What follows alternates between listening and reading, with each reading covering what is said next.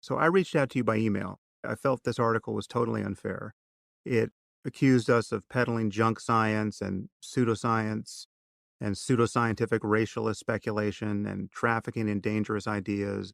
And I mean, Murray got the worst of it, but at minimum, I'm painted as a total ignoramus, right? There was one line which said, while I have a PhD in neuroscience, I appear to be totally ignorant of facts that are well known to everyone in the field of intelligence studies. And I think that you should quote the line if you want to quote a line. okay, so I don't think that's what the line said. the quote is this is the exact quote. Sam Harris appeared to be ignorant of facts that were well known to everyone in the field of intelligence studies. Great. Now that's since been quietly removed from the article, but it was there and it's archived. So that's what I was reacting to. And I sent you an email where I was pretty pissed because, again, I felt I was treated totally unfairly, and as was Murray. And I was especially pissed that you declined to publish an article that came to us unbidden, that came to you unbidden. It was unbidden by me or Murray, from Richard Hare, who's the editor in chief of the journal Intelligence, and a far more mainstream voice on this issue than Nisbet or Turkheimer or Hardin. And he came to our defense and that would have done a lot to correct the record, but you declined to publish that. And so we went round and round by email. And I got increasingly exasperated over just how I perceived you in the email exchange. And there was some talk of us doing this podcast together, but then I pulled the plug on that because I felt it would be totally unproductive. And at the end of the email exchange, I said, if you continue to slander me, I will publish this email exchange because I felt that people should understand the actual backstory here and how this happened and why I'm not doing a podcast with you. And you did actually publish one more article from Turkheimer that took a shot at us, but basically we went radio silence for a year about, as far as I know. And then what happened is there was an article published in the New York Times by David Reich, a geneticist at Harvard, which made some of the same noises that Murray and I had made. And Murray retweeted it saying, wow, this sounds familiar. And then I retweeted it, taking a snide dig at you, saying something like, well, I hope Ezra Klein's on the case. Racialist pseudoscience never sleeps. And then you responded writing yet another article about me and Murray. And I felt this article was just as unfair as anything that had preceded it.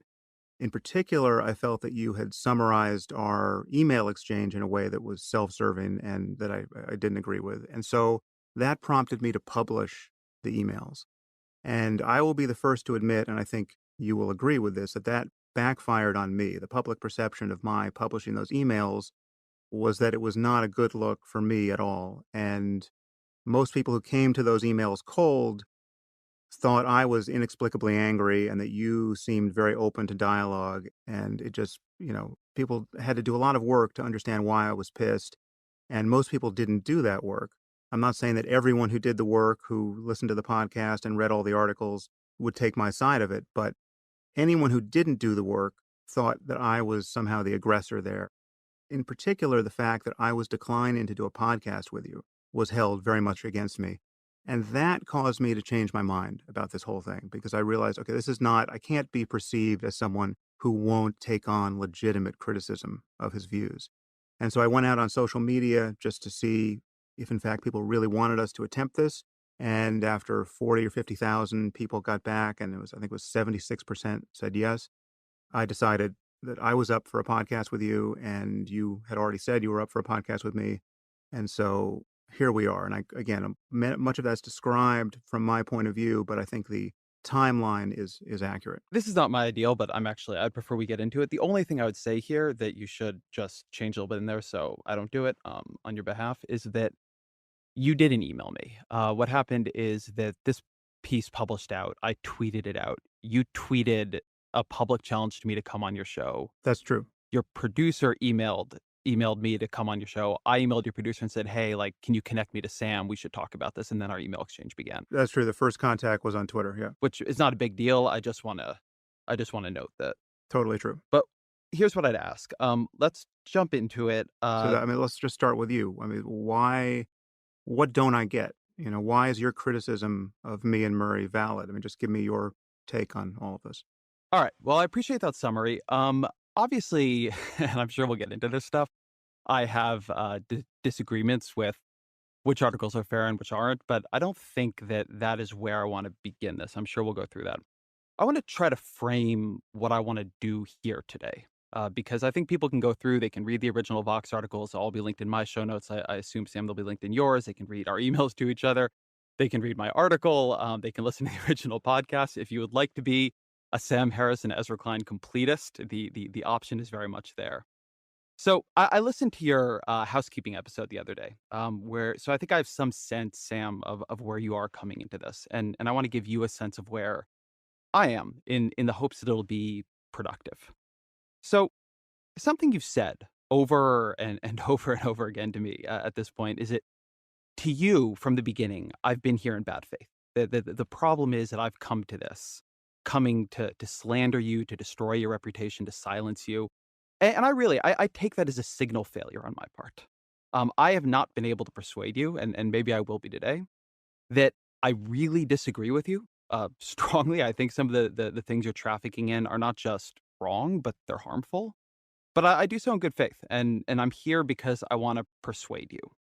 Um, in your podcast with Murray, the way I see what's going on here from my perspective, and one of the tricky things here is that I was not that involved in the original Vox article. I was editor in chief at the time, but I didn't assign or edit that. I stand by it. Things you publish when you're editor in chief ultimately are on you, and I actually think it's a good piece. But there are times when I can only speak from my perspective, not from the perspective of other people who wrote other things.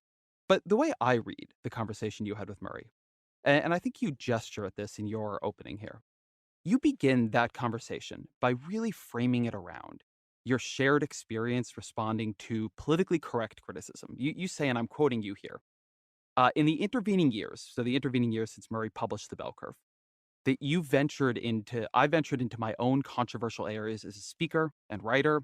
I experienced many hysterical attacks against me in my work. I started thinking about your case being Murray's case, a little again without ever having read you, and I began to suspect that you were one of the canaries in the coal mine that I never recognized as such. So you say explicitly in the opening to that podcast that in the treatment of Murray, you saw the seeds of later treatment of you. And I've spent a lot of time thinking about this because something that I've been trying to do here is see this from your perspective. Here is my view. I think you clearly have a deep empathy for Charles Murray's side of this conversation because you see yourself in it. I don't think you have as deep an empathy for the other side of this conversation, for the people being told once again that they are genetically and environmentally and at any rate immutably less intelligent, and that our social policy should reflect that. And I think part of the absence of that empathy is it doesn't threaten you. I don't think you see a threat to you in that in the way you see a threat to you in what's happened to Murray. In some cases, I'm not even quite sure you heard what Murray was saying on social policy, either in the bell curve, in a lot of his later work, or on the podcast. And I think that led to a blind spot in this it's worth discussing. I like your podcast. I think you have a big platform and a big audience, and I think it's bad for the world if Murray's take on this gets recast here as political bravery or impartial or non-controversial. So what I want to do here, it's not really convince you that I'm right. I don't think I'm going to do that, and it's not to convince you to like me. I don't think I'm going to do that either. I get that. What I want to convince you of is that there's a side of this you should become more curious about. That you should be doing shows with people like Ibram Kendi, who's author of Stamped from the Beginning, which is a book on racist ideas in America, which won the National Book Award a couple years back. People who really study how race and these ideas interact with American life and policy. I think the fact that we are two white guys talking about how growing up non-white in America affects your life and cognitive development is a problem here, just as it was a problem in the Murray conversation. And I want to persuade you that some of the things that the so-called social justice warriors are worried about are worth worrying about, and that the excesses of activists, while very real and problematic, they're not as big a deal as the things they're really trying to fight and to draw attention to. So maybe I'll take a breath there and let you in. Yeah, okay, that's a great start. So, I guess there's a lot to respond to there. I guess the first thing I wanna say is that there are 2 things I regret here, both in our exchange and in my podcast with Murray, and so I should just put those out first, I think. The first is that I was, as you said, very quick to attribute malice and bad faith to you in the email exchange, and it's quite possible I did this when it wasn't warranted. the reality is the background here, which you alluded to, is that I am so battle scarred at this point, and I've dealt with so many people who are willing to consciously lie about my views and who will just play the evasion game endlessly. I mean, I've got people who edit the contents of my podcast to make it sound like I've said the opposite of what I've said. And then people like Glenn Greenwald and Reza Aslan forward these videos consciously knowing they're misrepresenting me. I mean, there's been so much pushback about this. There's been so much correction that at this point, the possibility that it's not conscious, the chance of that is zero, right? So I'm dealing with people on a daily basis who are just happy to smear me dishonestly simply to see what will stick. And in fact, when I published our emails, the tipping point for me was to see that Glenn Greenwald, Reza Aslan, and you in a single hour on Twitter had all hit me with stuff that I perceived to be totally dishonest. So my fuse is pretty short. I am the first to admit that. And if I treated you unfairly, attributing bad faith when you were just led by sincere conviction that I had made an error or that you were arguing for something that was so important and that I wasn't seeing it, that is on me. Now, that said, I think your argument is where it pretends to be factual, wherever you think it is factual, it is highly biased by political considerations. And these are political considerations that I share. The fact that you think I don't have empathy for people who suffer just the starkest inequalities of wealth and politics and luck, it's telling and it's untrue. I think it's even untrue of Murray. And the fact that you're conflating the social policies he endorses, like the fact that he's against affirmative action and he's for universal basic income. And I know you don't happen to agree with those policies. You think that would be disastrous. There's a good faith argument to be had on both sides of that conversation. That conversation is quite distinct from the science. And even that conversation about social policy can be had without any allegation that a person is racist or that a person lacks empathy for people who are at the bottom of society. So that's one distinction I want to make. And the other thing that I regret, which I think is this is the thing you're taking me to task for, and I understand it, but I do regret that in the preface to my podcast with Murray, I didn't add some full discussion of racism in America. And the reason why I didn't, or certainly at least one reason why I didn't, is that I had, maybe 2 months before that, done a podcast with Glenn Lowry, the economist at Brown, who happens to be black. And I mean, Glenn is fantastic. He's got his own podcast, The Glenn Show, which everyone should watch. But so Glenn was on my podcast, and we were talking about race and violence in America.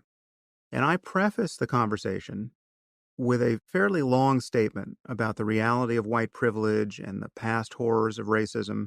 And when I got to the end of it, Glenn pretty much chastised me for thinking that it was necessary for me to say something like that just because I'm white, right? The fact that any conversation about race and violence, especially coming from a white guy like me, has to be bracketed with some elaborate virtue signaling on that point. So he basically said, I mean, these aren't his words, but this was his attitude. Basically said, obviously, since you're not a racist asshole, it can go without saying that you understand that slavery was bad and that Jim Crow was bad and that you totally support civil rights. And so his take on my saying that, it was not a total surprise given who Glenn is, but the fact that he viewed it as fairly pathetic that I felt the need to do that and that it couldn't just go without saying, I remembered that. And I mean, obviously your point is well taken. I mean, two white guys talking about differences in IQ across races or across populations. I mean, if ever there's a time to signal that you understand that racism is still a problem in the world, that's it, right? And while we did say some things that I think should still have been fully exculpatory, I mean, for anyone paying attention, I think it should be obvious with a modicum of charity extended to us that Murray and I are not racist and that what we were saying was not coming from a place of racial animus. But I mean, that is the backstory for why I didn't have some kind of elaborate framing of the conversation. So I want to be this is good because I think this gets much closer to the meat of where we actually disagree. And something I want to be clear about is what I think was wrong in that podcast is not that you didn't virtue signal. It's not that you didn't come out and say, "Hey, listen, just before I start this up, I want everybody to know I'm not a racist." And by the way, I'm not here to say you're a racist. I don't think you are. We have not called you one. I actually think that's a different set of things, and we should talk later. I think this would actually be a good conversation for us to have about literally just what racism is, how we use that word in this conversation. But my criticism of your podcast, and by the way, my criticism also of Murray, and this is useful because I can work backwards through your answer here, is not that you didn't excuse yourself. It's that in a conversation about an outcome of American life, right? How do African Americans and whites score on IQ tests in America today? What happens when somebody sits down and takes a test today? That is an outcome of the American experiment, an experiment we've been running in this country for hundreds of years. You did not discuss actually how race and racism act upon that outcome. You did not discuss, I mean, amazingly to me, you all didn't talk about slavery or segregation once. And what I'm saying here is not that you lack empathy, although I am saying in a different space, I think you have like a sense of what Murray's going through that is different from your sense of what other people who are hurt in this conversation go through. I do believe that. But as it comes to the way you actually conducted the conversation, I'm arguing that you lacked a sense of history, that you didn't deal in a serious way with the history of this conversation, a conversation that has been going on literally since the dawn of the country, a conversation that has been wrong in virtually every version, in every iteration we've had in America before. The other thing I want to say about this, and this gets very importantly to Charles Murray's work. You're a neuroscientist. And so I get that you look at Murray and you look at the bell curve, and what you see are the tables and the appendices and the kind of scientific version of Charles Murray. I'm a policy journalist. My background is I live in Washington, D.C., I cover politics. Charles Murray, not just to me, what he literally is a what we call a policy entrepreneur. He's somebody who his entire career has been spent at Washington think tanks. He's at the American Enterprise Institute, where I have a lot of friends, and I respect that organization quite a bit. And he argues in different ways and throughout his entire body of work for policy outcomes. His book before the bell curve is called Losing Ground. It's a book about why we should dissolve the Great Society programs. By the way, when he was selling that book, he said, a lot of whites think they're racist, and this is a book that tells them they aren't. Then he came out with the bell curve, and we'll go through this, and I'll quote this back to you. But the bell curve's final chapter, he says, why did I do any of this? Why did I talk about any of this? Him and Richard Herrnstein, obviously the co-author of that book, do. And he says, the reason I did it is because we in America need to re-embrace a politics of difference. We need to understand that we are cognitively different from each other, not just by race, but other folks too, but by race as well, and that understanding that changes what we should do in social policy. He literally says, and again, I can quote this to you if you'd like. He says, for one thing, we have all these low cognitive capacity women giving birth. And by having these social supports for poor children in this country, we are subsidizing them to give birth. And what we need to do is take those subsidies away. So these women, who, according to his book, are disproportionately African American, their poor children do not get as much federal support when they are born. And so they are disincentivized to have as many children. He also says that we have all these folks who are Hispanic coming up over the border, that our immigration policy is letting in too many low IQ people. And while he's not quite as prescriptive in that part, he's pretty clear that he wants us to change our immigration policy Okay. in order to resist dysgenic pressure. So I'm just going to finish this up. The other thing, you brought up his UBI work. And this is why the reason I bring this up is that the reason I think Charles Murray's work is problematic is that he uses these arguments about IQ and a lot of other arguments he makes about other things to push these points into the public debate, where he is very, very, very influential. He's not by any means a silenced actor in Washington. He gives congressional testimony. He won the Bradley Prize in 2016 and got a $250,000 check for it. His book on UBI, it is completely of a piece with this. I reviewed that book when it came out. It's an interesting book. People should read it. But it is a way of cutting social spending, according to Murray's own numbers. He says it would cut social spending by $1 trillion in 2020. To give you a sense of scale, Obamacare cost $2 trillion over 10 years. So this is another book in a different way that is a huge argument for cutting social spending, which in part he justifies by saying, we are trying to redress racial inequality based on an idea that is a product of American history, when in fact it is some combination of innate and environmental, but at any rate, it is not something we're going to be able to change. And so we should stop trying, or at least stop trying in the way we have been. Okay, Ezra, again, you can't conflate his views on social policy with an honest discussion of empirical science.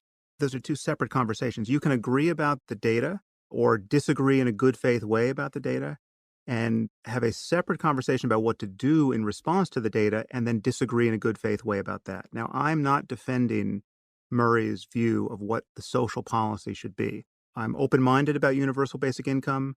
I think there can be a good faith debate about many of these topics. It's a completely separate conversation. And I totally share your concern about racism and inequality. And again, I have no interest in using science to establish differences between races. But the problem is, and I have publicly criticized people who do have an interest in using science that way. And one of my critical questions of Murray was, why pay attention to any of this stuff? And I've said publicly that I didn't think his answer was great on that. And I'm not interested in paying attention to this stuff, and yet I have to in order to have conversations like this. But the problem is that the data on population differences will continue to emerge whether we're looking for it or not. And the idea that one should lie about these data or pretend to be convinced by bad arguments that are politically correct, or worse, that it's okay to malign people or even destroy their reputations if they won't pretend to be convinced by bad arguments, that's a disaster. Morally and politically and intellectually, that is a disaster. And that's where we are, right? That's my criticism of what you have done at Vox and what Turkheimer and Nisbet and Hardin have done. And the truth is, for whatever reason, okay, however noble it is in your head, you've been extraordinarily unfair to me and Murray, okay, and especially to Murray. I just want to give you a couple of examples here. I think we have to go into this issue of, you just claimed you didn't call us racist, right? You didn't use the word racist. I'll grant you that. You used the word racialist, right? Which most people will read as racist. But even if that is an adequate way to split the difference, everything else you said imputed, if not an utter racial bias and a commitment to some kind of white superiority. You say again and again that, here's a quote from your article. This is actually the subtitle of the article. And when I called the podcast with Murray Forbidden Knowledge, you said it isn't forbidden knowledge. It's America's most ancient justification for bigotry and racial inequality, right? We're shilling for bigotry and racial inequality. And then you convict Murray. Again, this is a quote of being engaged in a decades-long focus on the intellectual inferiority of African Americans. Now, honestly, that is a smear. Murray has not been focused on African Americans. He's been waging a decades-long battle to survive being scapegoated by people who insinuate that he's a racist. And the nature of that battle is to continually you have to keep touching this issue to get the slime off of you. But as you know, the bell curve was not focused on race. There's just one chapter on race. And the truth is that, and you almost alluded to this in what you just said, the truth is that Murray is just as worried about unearned privilege as you are. He's just worried about a different kind of privilege. You could call it IQ privilege, right? And the bell curve is an 800-page lament on this type of privilege. And it has nothing in principle to do with race. Murray is just as worried about the white people on the left side of the IQ distribution as black people or Latinos or anyone else. And you could have said it would be just as true to describe him as having been involved in a decades-long focus on the superiority of Asians over white people, okay? Because that's also part of the story.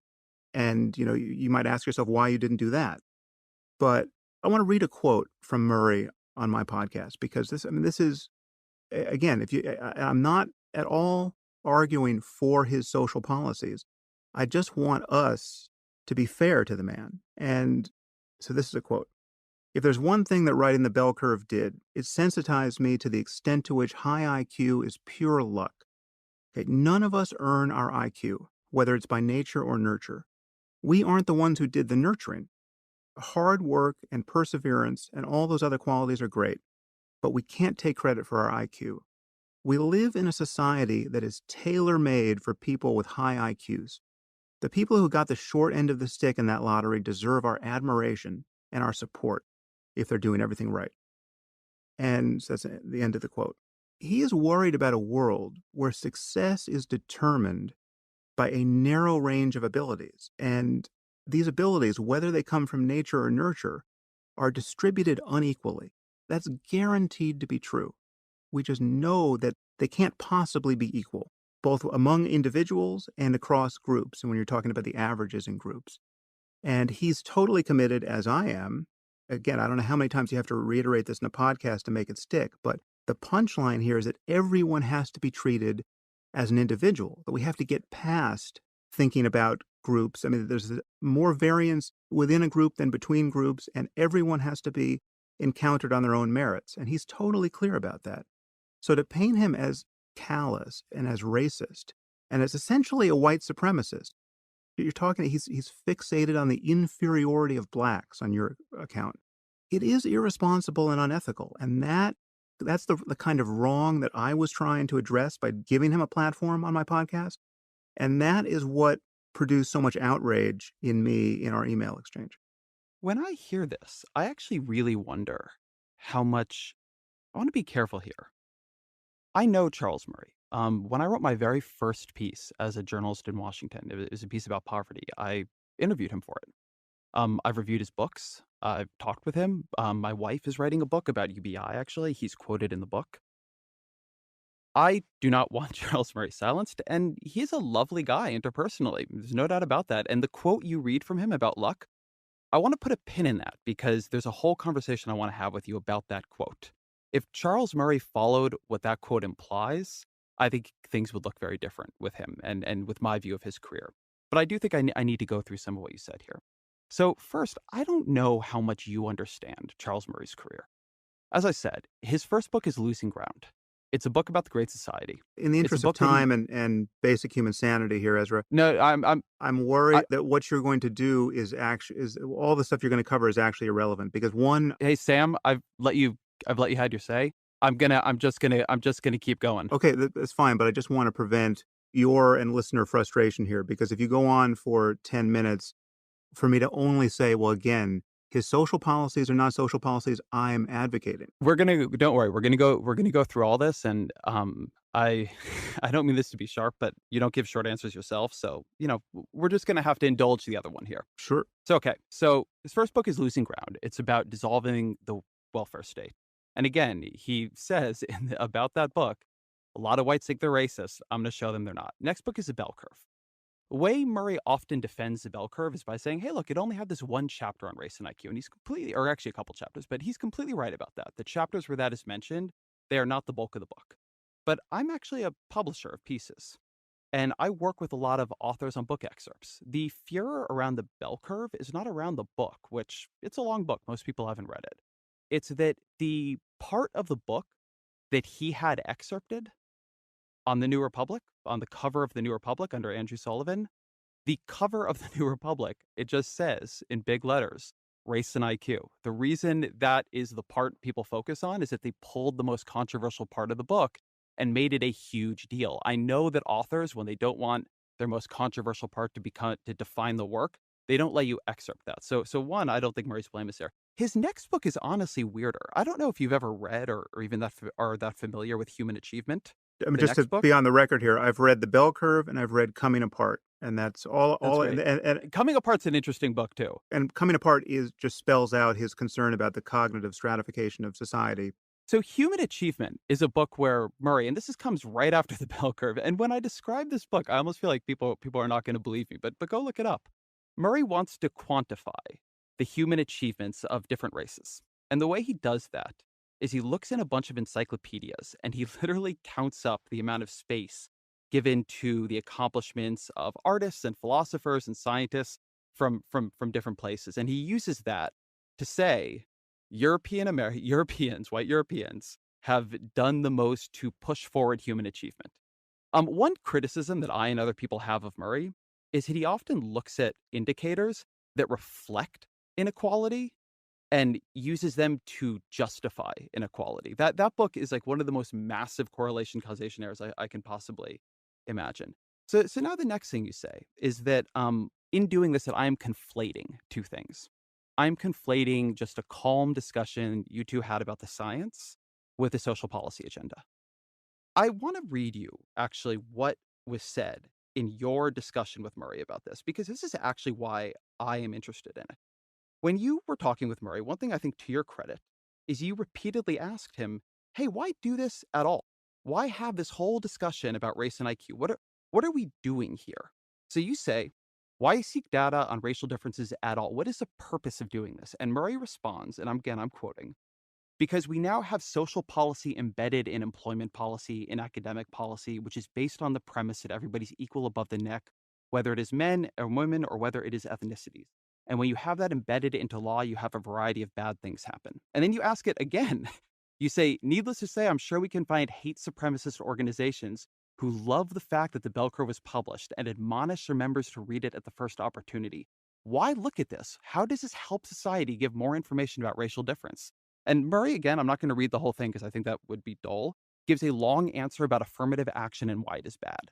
So I am not the one conflating this, number one. I am listening to the conversation you had. I'm listening. I'm a close reader of Murray's work. And Okay, the reason I care about this stuff is because I care about what the actual social policy outcomes are. Ezra, then The you don't final know what I thing, mean by conflate. Let me just, I got to clarify this. Sam, This is you confusion. This can is just, respond to everything when I'm done. I promise. I will shut up and let you talk.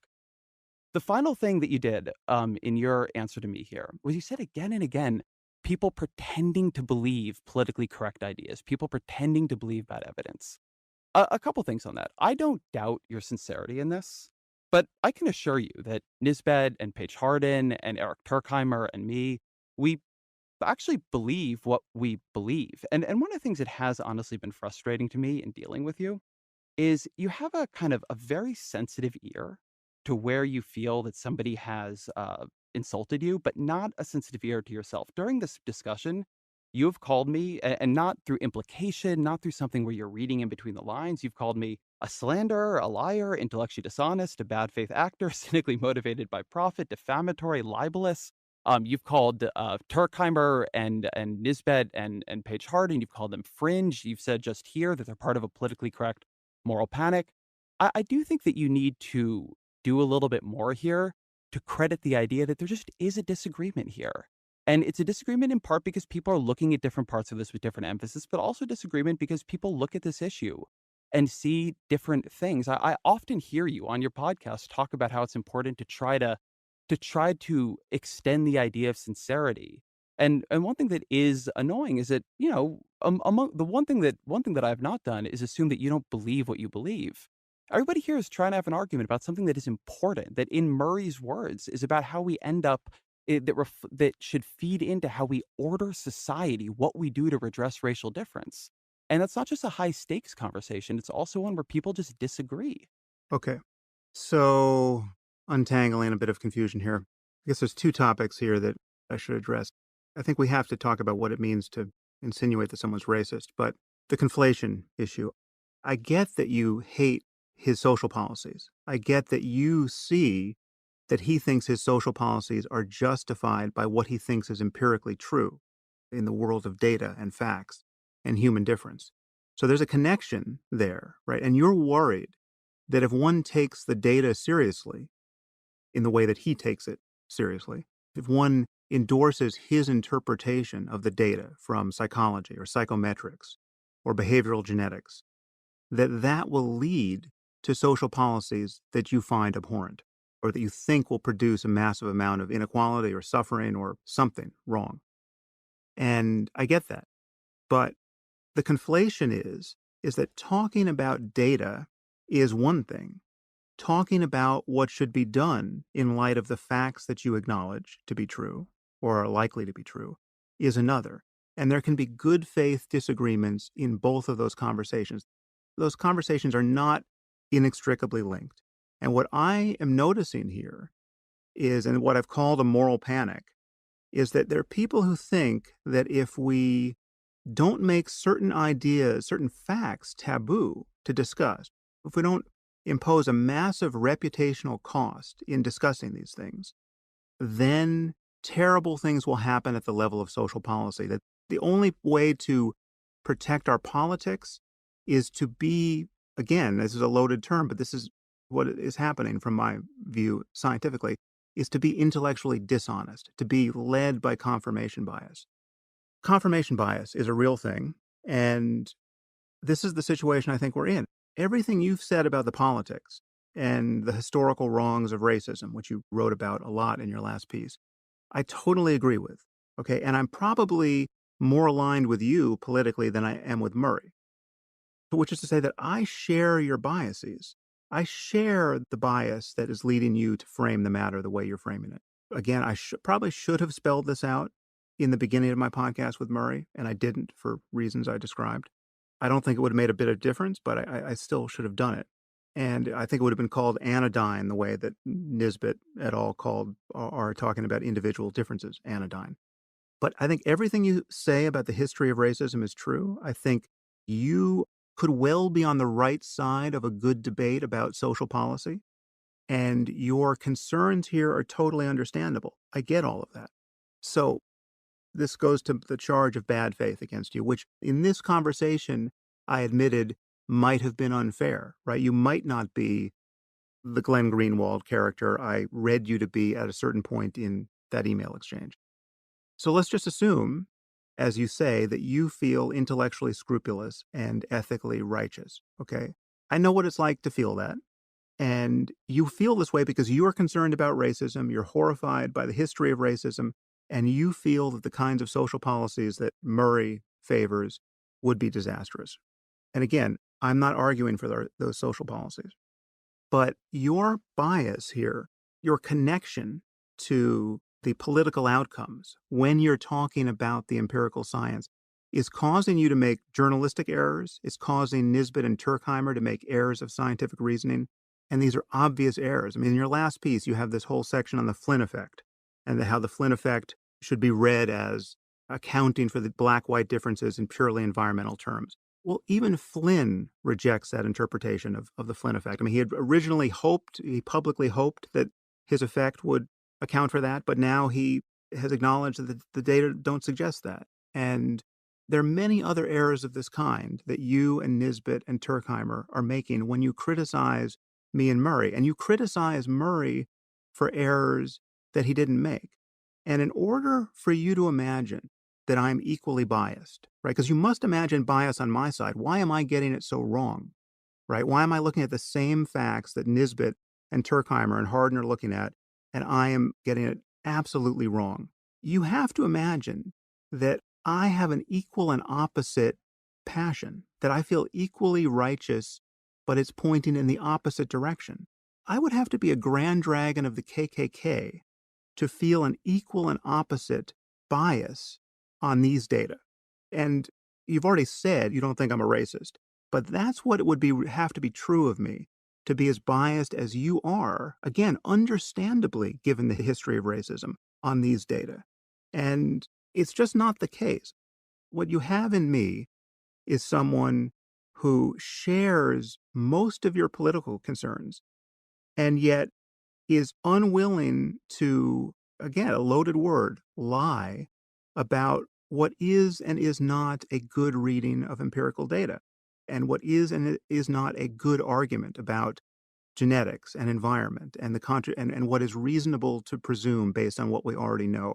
And again, the problem is that even if we never look for these things again, even if we follow this taboo and decide that it's just there's no ethical reason to ever look at population differences, we will be continually ambushed by these data. They're just going to spring out of our study of intelligence generically or human genetics generically.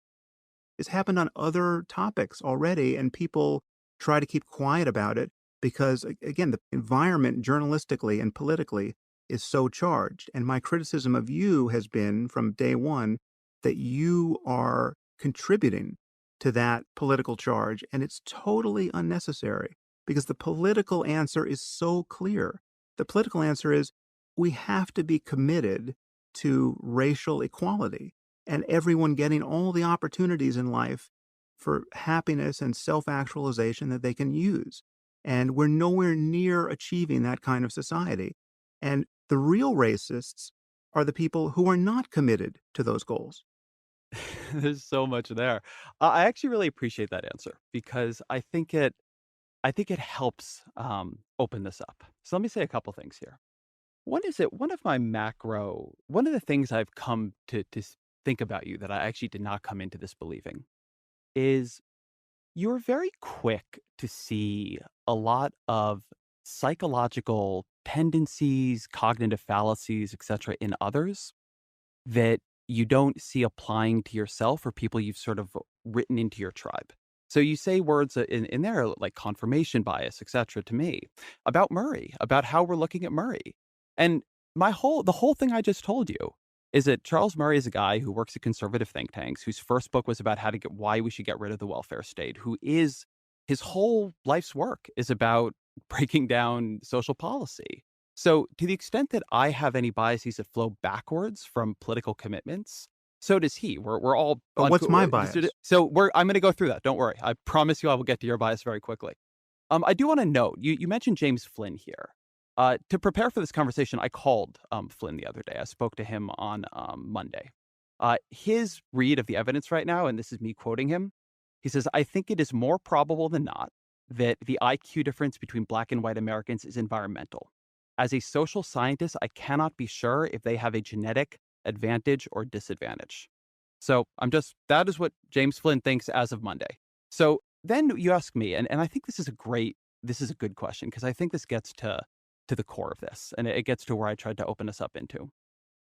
You your view of this debate is that to say that you have a bias in it is to say in your terms that you're like the grand dragon of the KKK, that the only version of a bias that could be influencing what you see here is a core form of racism. That's actually not my view of you, but I do think you have a bias. I think you have a huge sensitivity, let's put it that way, and you have a lot of difficulty extending an assumption of good faith to anyone who disagrees with you on an issue that you code as identity politics. And there's a place actually where I think you got into this in a pretty interesting way. I went back and I read your discussion with Glenn Lowry.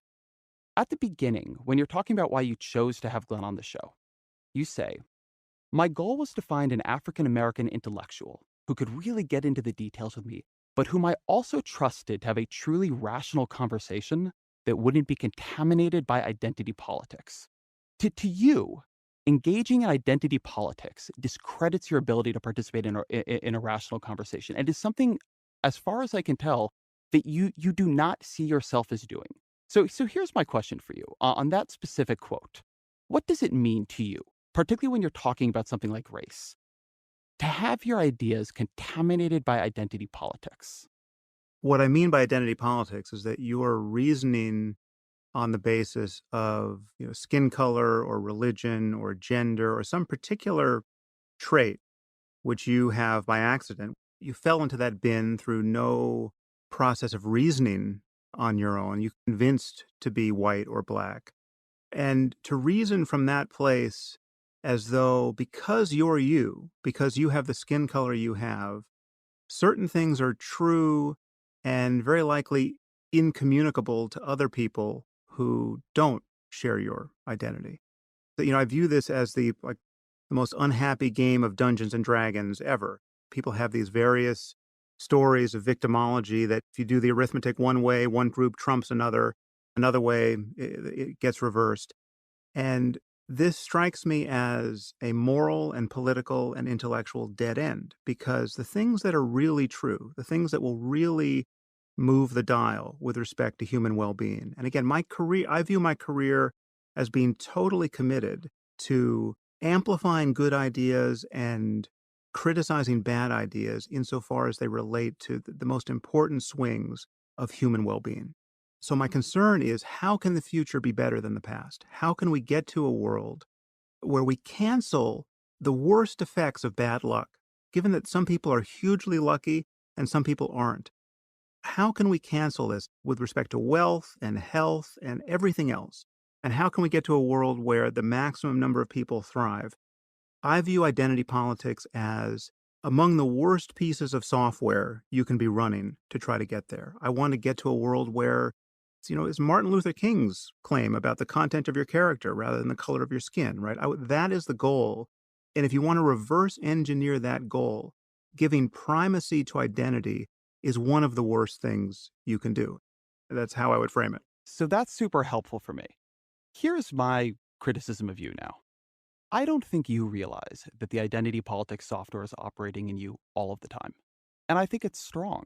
So when you look at literature on the conversation about race in America, you often see the discussion broken into racists and anti-racists. That's something that you'll read often in this debate. I think there's something else, particularly lately, which you might call anti-racism, which is folks who are fundamentally more concerned or fundamentally primarily concerned with the overreach of what you would call the anti-racists. And actually that's where I think you are. And one of the things that I hear in you is that whenever something gets near the question of political correctness, the canary in the coal mine for the way you yourself have been treated, you get very, very, very strident. They're in bad faith. They're not being able to speak rationally. They're not being able to have a conversation that is actually going forward on a sound evidentiary basis. And the thing that I don't think that you're self-reflective enough about, and I apologize because I know that I statements are better than you statements, but I do want to push this idea at you for you to think about it, is that there are things that are threats to you. There are things that are threats to your tribe, to your future, to your career. And those threats are very salient. So you see what happened to Charles Murray, the kind of criticism he gets, and that sets off every alarm bell in your head. And you bring him on the show and you're like, we're going to fix this. I'm going to show that they can't do this to you. And you look around and you say, Ezra, you think we shouldn't take away all efforts to redress racial inequality, but that's a bias. You're just, you're just being led around by your political opinions where I am standing outside the debate acting rationally. And to me, that's actually not what's happening at all. I think that you're not here. I think you're missing a lot because you are very radically increasing the salience of things that threaten your identity, your tribe, without which is not the craziest thing to do in the world. It's not a terrible thing to do. We all do it without admitting or maybe even without realizing that's what you're doing. I think that there is a lot of discussion like this in the public sphere just generally at the moment. There are a lot of white commentators, of which I am also one, who look at what's happening on some campuses or look at what happens on Twitter mobs or whatever, and they see a threat to them. And the concern about political correctness goes way, way, way, way up. And then the ability to hear what the folks who are making the arguments actually say dissolves. The ability to hear what the so-called social justice warriors are actually worried about dissolves.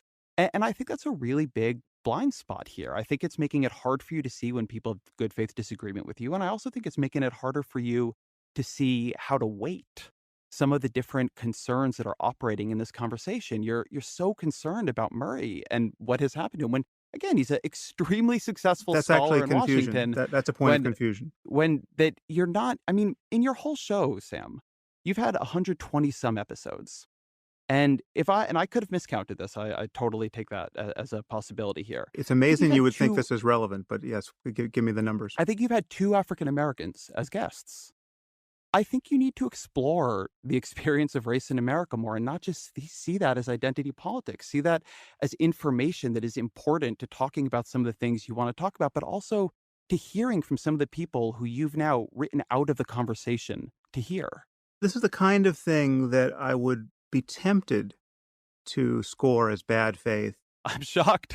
in someone else, but actually, I think this is a point of confusion, but it is nonetheless confusion here. So, your accusation that I'm reasoning on the basis of my tribe here is just false. This is the whole game I play. This is my main focus in constructing my worldview and having conversations with other people. When I'm thinking about things that are true, that stand a chance of being universal, that stand a chance of scaling, these are the kinds of things that are not subordinate to a person's identity. They're not the things that will be true by accident of birth because you happen to have been born in India and are Hindu. I mean, this is the problem I have with religious sectarianism. This is the problem I have with nationalism or any other kind of tribalism that can't possibly scale to a global civilization that's truly cosmopolitan, where when you're reasoning among strangers, you have to converge on solutions to problems that work independent of who you happen to be. I mean, this is why, John Rawls's veil of ignorance thought experiment was so brilliant. To design a just society, a great heuristic is to think of the society you would want not knowing who you're going to be in it. That's the perfect nullification of the logic of identity politics. You have to figure out what would be good for everyone before you realize what the color of your skin is. And the reason why I'm defending Murray to the degree that I have been is not because I have this incredible sympathy with him because he's a white guy like me. I defend Muslim reformers who are not white and ex-Muslims who are not white. I've spent way more time defending Ayaan Hirsi Ali than Charles Murray, and she's the victim of the same kind of leftist stupidity, frankly. Her demonization has the exact same structure that Murray's does, and I have spent an enormous investment of time and money, frankly, defending Ayaan. So your charge is false with respect to my motivations. And there's something here, there's so many layers of confusion here. I mean, this is just, and again, it's not just yours, it's everybody's. So it's got to be a majority of both our audiences. But I want to say something about this notion of what's at stake here, because in your recent piece, you talk about Murray's focus on the inferiority of blacks. Intellectual inferiority. Maybe you also use just inferiority. Blacks are inferior as well. Go back and look at the piece. But this notion of no one talks about inferiority who's actually having a dispassionate argument on this topic of IQ testing. And it absolutely does not map on. I mean, I can only, I'm not going to pretend to be a mind reader, but it certainly doesn't map onto my view of this situation. I mean, for instance, I would bet my life that my IQ is lower than John von Neumann's was. The chances of that being true are 100%. Right now, of course, this is mere speculation, but this is speculation that you could bet the fate of the world on. So despite what Turkheimer says in his article and his tweets, you can make very high probability speculations.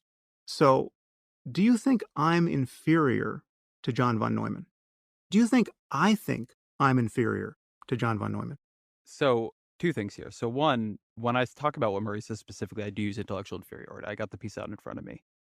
I do think 100% without doubt that when we have in American life over and over and over again said that African Americans are intellectually less capable than whites, that has been, yes, that is a way of saying that they are inferior. And it has been a way of treating them as if they are inferior. It has been a way of justifying social outcomes that are unbelievably unequal and unfair that have been going on until, I mean, they're going on in the present day. Something that you said in here, Sam, I think is important because one, I actually, while you called it confusion, I still am not clear on which part is actually confused. What I would argue about this is recognizing that there are folks who it is easier for us to hear from and harder is part of gathering the information about the world for us to understand what is true. So during our email exchange, let me use this as an example. You wrote to me, again, quoting here, if James Flynn is right, if Flynn is right, then the mean IQs of African American children who are second and third generation upper middle class should have converged with those of the children of upper middle class whites. But as far as I understand, they haven't. I think that sentence right there, that is not having enough experience or having thought hard enough or dug into the literature. I mean, there are different ways of learning about the world, of course, but about people whose experience is different than yours. I mean, I'll give one example here that I actually said to you in these emails. African American families making $100,000 a year tend to live in neighborhoods with the same income composition as white families making $30,000 a year. So to say that you have an African American family that is middle class or upper middle class, and that their experiences now is so similar to that of whites that somehow the environmental atmosphere around them has equalized. I think that is something that is being missed, and that But Ezra, what's being missed. the way you I'll just finish on this point. The way you leverage identity politics here is a way of not forcing yourself to see some of that. Okay, but this is something you've done by implication more or less every time you've touched this topic. You've suggested that Murray is trying to establish that the differences between the mean IQs in various groups are genetic. He's not. He's simply suggested that there's good reason to believe that genes and environment both play a part. That is a safe assumption for basically everything we care about, physically and mentally. Right? That is as safe an assumption in behavioral genetics as can be made. And this is an assumption that Turkheimer and Nisbet don't want to make for patently political reasons, I would argue. But I can't tell you, every single scientist I spoke to before I did my podcast with Murray, who's close to these data, scientists who don't want to publicly defend him because they don't want to have conversations like this, agreed that what had been done to him was absolutely disgraceful and that his reading of the science is fine, right? And Richard Hare, who came to our defense, again, unbidden, put his reputation on the line to argue for that. My experience as a person who was getting ready to have a conversation with Murray, wondering whether or not he should do it, wondering whether or not this is just, maybe this guy is a racist who's distorted the science. My experience was of encountering scientists who were basically in hiding on this topic, scientists whose names would be well known to you, right? People who have stellar reputations, but who don't want to go near this for all the trouble it causes them. Just to give you another sense of the picture of the context in which we're having this conversation, your Vox article, the original Vox article, landed on the Hate Watch page at the Southern Poverty Law Center website in the stream that talks about neo-Nazi hate groups and the Atlanta bomber, right? There's me and Murray. That's not an accident. That's not a gratuitous misreading of the article. That is the taboo I'm talking about. We are now purveyors of hate. Let's take this off of race and IQ for a second. This is something that would have been probably just as radioactive, and it just happened to break the other way, and sort of nobody noticed. But you probably recall, I think it was 3 years ago, I think it was, or 4 years ago, I think it was 2014, where there were reports about Neanderthal DNA. And it was learned that it's actually, I think it's David Reich, whose op-ed in the New York Times kind of kicked off our latest skirmish. I think it's based on his work. It was found that most human beings are walking around with around 2.7% Neanderthal DNA. But it was found that the only people who don't have Neanderthal DNA are Black people, right? People who directly descend with some isolation from Africa, from the rest of the human community. And so at the time, I tweeted, right, this is now 2014, I tweeted, "Attention all racists, you were right. Whites are special. We're part Neanderthal. Blacks are just human." Okay. And it just was a trolling of the world's racists, right? Now, the fact that I tweeted that should give you as a journalist some indication of what I think about white supremacy. But what if the data had broken the other way? Okay, what if the only people on Earth who were part Neanderthal were Black? Okay, what then? What would have happened to anyone who reported those data? Would that have been an example of trafficking in the most deeply harmful tropes? I mean, it was just pure good luck it broke the other way. And yet, this is the kind of thing that will keep coming at us. And this is the problem that you appear to be unprepared for. And it's the problem that in the face of which you appear to be willing to believe people who are not speaking with real integrity about data because it serves political ends. And you appear to be willing to help destroy people's reputations who take the other side of these conversations. And the problem is this: we know that we will discover things about populations that can appear invidious and appear politically inconvenient. And we don't know when we will discover them. We know that there is enough variation, both genetically and environmentally, that if we looked at differences among the Inuit and the Koreans and the people from Latin America, we're going to find differences. And again, these differences don't always make white people look good. The Asian IQ data is the reverse of the black-white difference thus far, psychometrically. And no one is worried about Asian privilege, right? I mean, we got Asians suing Harvard University today because they're being excluded from Harvard. And that's the other side of this affirmative action question. And we have to figure out some way to solve this. And the political response, the basic political response, I mean, the policy response is open to good faith debate, but the basic one has to be not identity politics, but a commitment to basic fairness for all individuals, no matter what nominal group they seem to be a part of. Because again, these groups are poorly defined. Most of these groups are defined based on people's self-identification. You could find out on genetic analysis that they don't even come from where they thought they came from, right?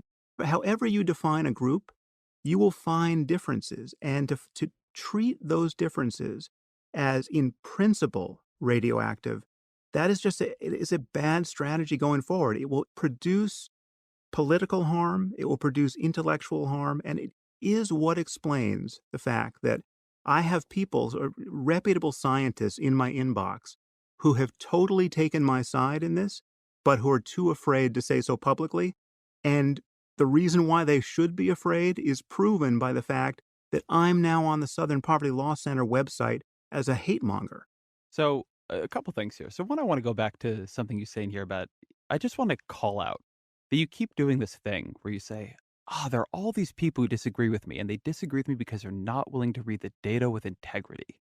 I am not telling you you're not reading the data with integrity. You keep telling others that, and I You think that, call me and a I think very pseudoscientist and a junk scientist over and well, I over think again. I think the scientists call the Nisbet and Page Hardin and Turkheimer said that they believe Murray's interpretation of this ultimately is pseudoscience and way out front of the data. In fact, by the way, You the know Reich Turkheimer has piece, apologized for that. What do you do with the Turkheimer fact that said that Turkheimer he's said apologized for that? that he holds all the, I spoke with him yesterday.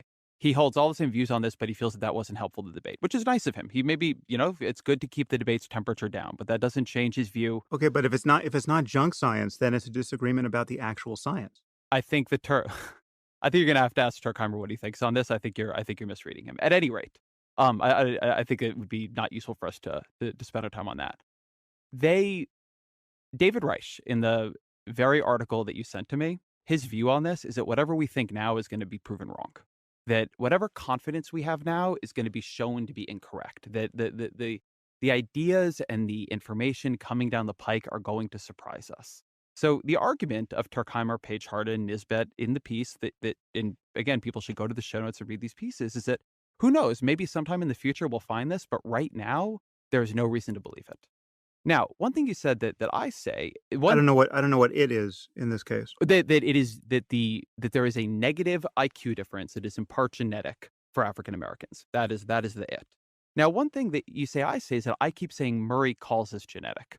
I, he does. He's pretty clear there's a genetic component. So are you in the piece. I can quote it back, but it's completely true that he says I don't know what the numbers are. What is interesting about the move Murray makes, and this is the thing that I call out in my piece and have talked about a bit, is that what Murray is intent on showing is it genetic or environmental? It can't be changed. It's immutable. He says there is this notion, and this was in your podcast. There is this notion that if traits are genetically determined, that's bad, and if they're environmentally determined, that's good because we can do something about them if they're environmental. There's one lesson that we've learned from the last 70 years of social policy. It is that changing environments in ways that produce measurable results is really, really hard. We actually don't know how to do it no matter how much money we spend. If you go read both the original and the second Vox pieces, they're primarily about this claim. They're primarily about the claim that we cannot change these outcomes. They're primarily about the claim that, you know what, if you move people into, say, the correct form, into adoption, into high income families, they have a 12 to 18 point IQ change. There is tons and tons of evidence. Now we're getting into my world again in the realm of social policy of not just effects from social policy on one generation, but multi-generational effects from things like Medicaid and so on. And so one place where I think this is important is that a lot of the debate here, and a lot of the reason people care about it, is that if you're saying things are immutable, often people say they're immutable because they're genetic. Murray actually says they're immutable really no matter what. If you say they're immutable, that's actually a way, and this is what Murray does, again, explicitly and repeatedly, both on your show and in other places, is say that because they're immutable, that really means that this is not kind of on us. This is not on us, white America or America broadly. And we don't have to kind of feel so bad. We can embrace a politics of difference. We can begin removing some of these social supports. Don't need to have as much affirmative action. Don't need this employment non discrimination stuff. We can cut the size of this social welfare state. He wants to do things that stop pushing people up as much. And then, of course, and this is the way this has always gone in American history, then when people don't advance, folks will look at that and say, hey, look, they're not advancing, they're not closing the gap quickly enough. That just goes to show the problem is innate. Now, this is something you brought up earlier when you brought up that quote from Murray about luck, and I think it's an important conversation. I think that if you follow Murrayism on this, if you were doing it without the political commitments he brings to it, it actually takes you to a very radical and interesting place. If you say that our IQ is genetic environmental, but at any rate, it's not our fault because we don't choose either one of those, and there's not much we can do about it. And not just our IQ, but something you've said is that, a lot of traits come down like this, the big 5 personality traits, determination. I mean, look, you can connect genetic inheritance to divorce, right? It's got I think it's a point 0.2 or a point 0.4 correlation. So if you begin to believe that, actually you begin to ask the question of, should do we deserve what we have? Should society be vastly more redistributive than it actually is? Should we be much less within this construct that what we're getting because of hard work and determination and intelligence and the application of our talents? And in fact, we need to move to something that is, I'm not literally advocating this, but more in the range of full socialism. What I think is so interesting about the way he takes this debate, and I recognize this is not something somewhere you took the debate. I do think this is a useful thing to talk about, is that if you really did believe things were immutable, if you really did believe that this was our inheritance, both environmental and genetic, and we can't do much about it, then I think the implications of that are radical. And the implications aren't that you take away help from people. It's that you say, pretty much what all of us has is primarily illegitimate. We didn't do anything to earn it. I just happened to be born with, the collection of talents that got me where I am. And as such, what we should spread around in society is much more vast. Funnily enough, I don't ever see people take that attitude on this. Again, the history of these ideas in America is they tend to be used to justify the status quo, not radically more generous versions of the status quo. But I do think that's interesting, and I don't understand why people don't take that leap. I think that the implication of this is it's luck, and if you want to believe that, and again, I don't believe they're immutable. I don't think that's what the evidence shows. But if you do believe they're luck, I don't think it takes you where he went in your conversation. Okay, well, there is some more confusion here. I'm sorry, but your representation of the state of the science is very Nisbetian, and that's not an accident. And then one wonders why you wouldn't publish the other side of a good faith scientific debate, especially when you have someone like me complaining about the harms reputationally that come with publishing only one side of it. Do you want a quick answer on why we didn't publish higher? Sure. So during this, and people heard your explanation at the beginning, but we published a Vox piece. The Vox authors were getting a lot of criticism from you and others, which is, it's reasonable to debate. During this, you were emailing me and you'd publicly challenge me to a debate. If you had emailed me, number one, there's no guaranteed response from somebody's handpicked expert. And I mean, that's not how the New York Times op-ed page works or the Washington Post or anything, but it's a reasonable ask to make. If you had come to me and you had said, hey, look, I don't think this piece was fair to me. I think, this guy Hire wants to write something. Take a look at it. I might have been open to that. But what you did was you came to me and you said, let's debate. And I had agreed to do it. And not only that, I'd agreed to release the debate to Vox. So people were going to hear you defend your position. Now you were backing off of that and demanding instead that I publish a handpicked expert. And that's just not the way this works. It wasn't handpicked. This guy came out of the blue. I didn't even know who he was at Well, that point. So it was well, somebody you preferred who had your views. I thought that I was giving you the opportunity to respond that you wanted, and now you were privately trying to pull that back and do something different. And that to me was just actually bad faith. okay. What you should understand. So for the record, Okay, well, what you should understand, and I've said this many times, is that the opportunity to respond is no opportunity at all. I mean, it's the opportunity to continually to be slimed by association with these seemingly radioactive ideas. It's the opportunity to seem to care about racial difference even though you don't, just in an effort to prove you were not guilty of a racially biased misreading of the empirical data. It's not an opportunity that I want. It's not an opportunity that I'm happy to take in this conversation because merely talking about, again, I would just take it back to something as superficial as the Neanderthal data, right? Had that broken the other way, and the factual claim to make is that black people are part Neanderthal and white people aren't. It's the opposite. But if had it gone the other way, you look like a racist asshole even paying attention to that. There's just no way to talk about it given all of the associations with race and Neanderthals and all the rest. And what I'm saying is that we have to grow up. We have to treat our audiences like adults, not like dangerous children who will plunge into some toxic politics if you talk about the science in a disinterested and dispassionate way. And we have to stop sliming people with the worst motives when they find themselves in the possession of these kinds of facts, or even when they argue for social policies that you don't agree with. Now, again, I'm not defending Murray's social policies.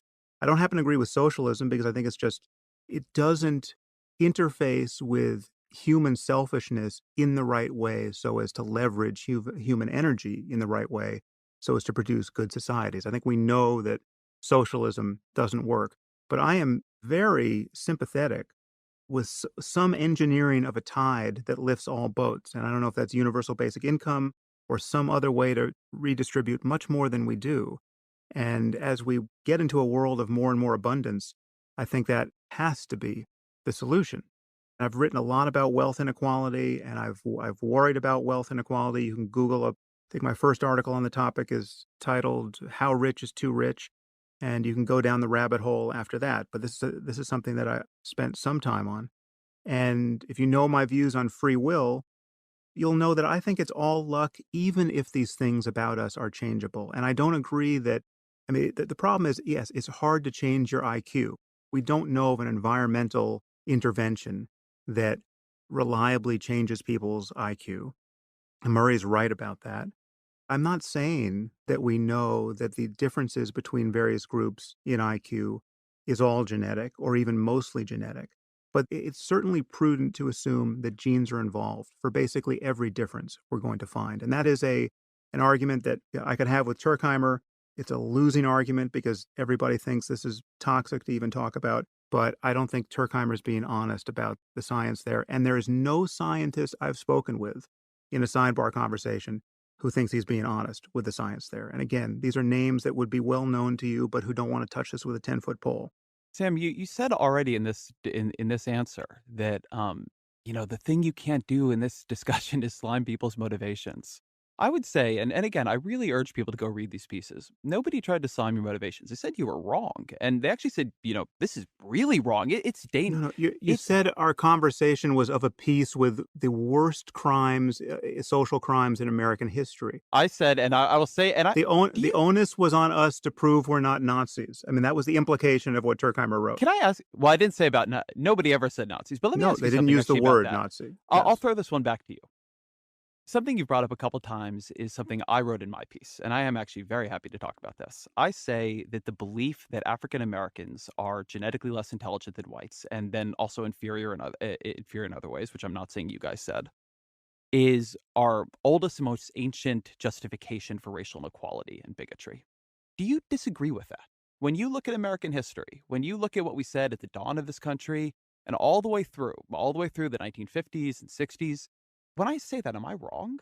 In a sense, you're wrong. Agree with the spirit of it. I mean, I think you could say the Bible is just as much of a justification. The notion that the race of Ham came under a curse and that these races were have a separate theological stature. You had Bible thumping racist maniacs defending slavery and without any reference to science. That's a great American tradition. I think tribalism is at the bottom of it and perceiving other people who look different and sound different from yourself as ineradicably different. I think that is a problem we must outgrow. And I fully agree with the social concerns that follow from noticing how far we have to go in outgrowing it. I think something here is that one of the things I detect in this conversation, this maybe gets to something we discussed that we would talk about later, and it's maybe we've hit that point. I something I detect here is the idea that, and I want to think about how to phrase this carefully because I want to do it without making you defensive, is that ideas can only fit into this lineage if they are being said with racial animus, if they are being said by someone who doesn't like the people they're talking about. And I think an important thing when you study the history of racism in this country is that it has always had a scientific wrapper. It has always been not something people thought they were doing because they were hateful, something they thought they were doing because it was true. Because I quoted in my piece Thomas Jefferson, who brilliant man, like a brilliant, genteel man, one of the great But a slaveholder a too. slaveholder, and not just a slaveholder, but a particularly vicious one. But one of the reasons I quoted him is that at the end of the bell curve, one thing Murray does is endorse the idea that a correct understanding of stratified cognitive capacity, which operates racially and in other ways, should make us re-embrace what he calls a Jeffersonian politics of difference. He quotes Jefferson talking about how important it is to understand that people in society are fit for different uses, they're fit for different places. And I think now we look back at Jefferson and say, that's ridiculous, like the way you're talking about it. It is grotesque. But when Jefferson was doing it, he felt himself being genteel when he was saying that, African Americans cannot compose thoughts above the level of plain narration. We now look at that and say, the country that created James Baldwin, you think that? But, Murray, and I'm not accusing him of holding Jefferson's views on race, he clearly doesn't. But he then, in a very different way, comes out and says, look, like, we just need to accept that people are different, as Thomas Jefferson taught us. And Do you doubt that people are different?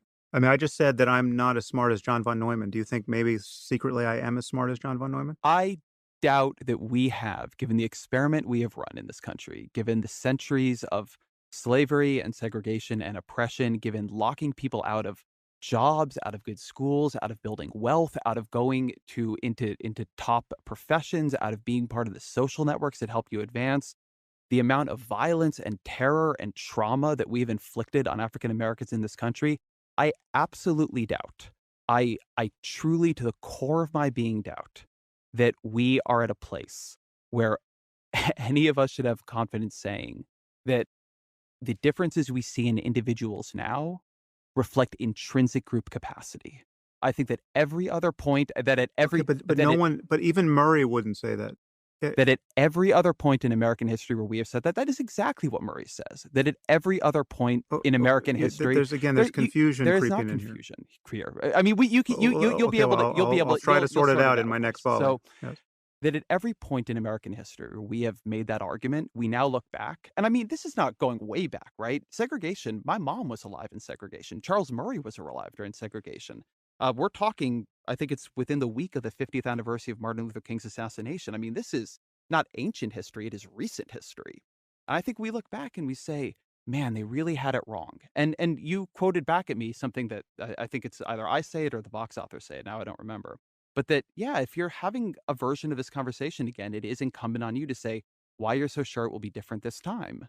And Murray does say, he thinks that some combination of genetic and basically immutably environmental characteristics make it so we can't do much about this, and there just are big differences between the groups, and it's just going to remain that way. And American politics needs to rearrange itself around that reality. And yeah, I strongly disagree, and I disagree because of American history, and that is why my fundamental criticism of that conversation was that you needed to deal with more. You needed to deal more with the history of this conversation and the history of this country.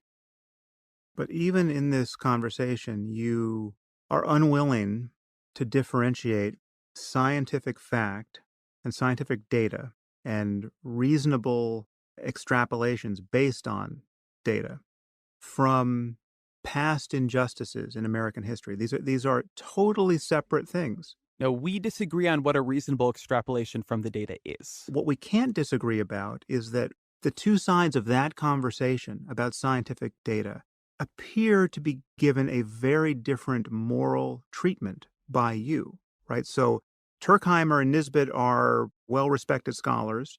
Murray and I are people who need to be conjoined with this horrid history where our conversation is described as disastrous and dangerous and horrific and trafficking in the most harmful tropes, where we land on the hate speech page of not even speech, just the hate page of the Southern Poverty Law Center, and where I have scientists who are effectively in hiding telling me we're right about the scientific conversation. That is just the status quo here.